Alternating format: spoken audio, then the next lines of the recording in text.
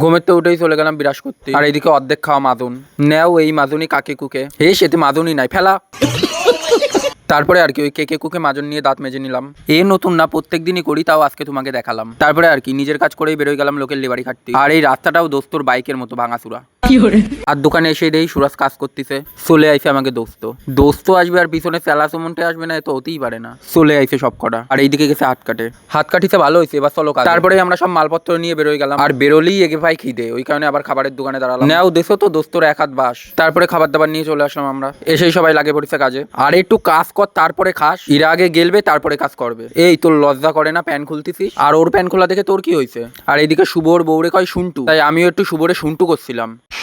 শুন্টু আমার ভুল হয়েছে, ক্ষমা করে দেন। তারপরে কি আমরা সবাই লেগে পড়লাম কাজে।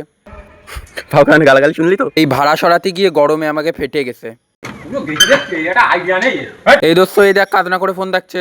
ফোন দেখছিল বলে আমাকে মিস্ত্রি দেখো এর সাথে কি দেখছে, আমাদের মেরে দেওয়ার। আর এ কিডা? আমি চম্পা না চামেলি, আমি কালো পদ।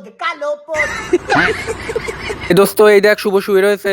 এ সৌরভ তুই প্যান খুলছিস কেন? ও তোর হাগা লেগেছে?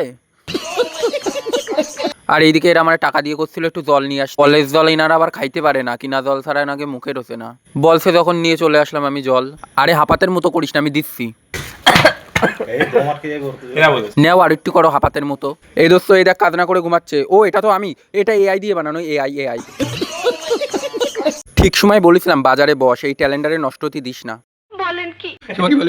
বলছো গাঁজা খেয়েও যা করে খালি মুন্ডেও তাই করে, তারপর ঘুরিয়ে দেখাও নে হয়েছে অনেক গল্প, এবার কাজ কর। তারপরে আর কি আমরা শেষ কাজ কমপ্লিট করে ফেললাম, আর এই যে আমাকে হয়ে গেছে কাজ করা। কাজ শেষ, বাড়ি চলো। আজকের ভিডিওটা এই পর্যন্ত, যদি ভালো লাগে লাইক কমেন্ট শেয়ার।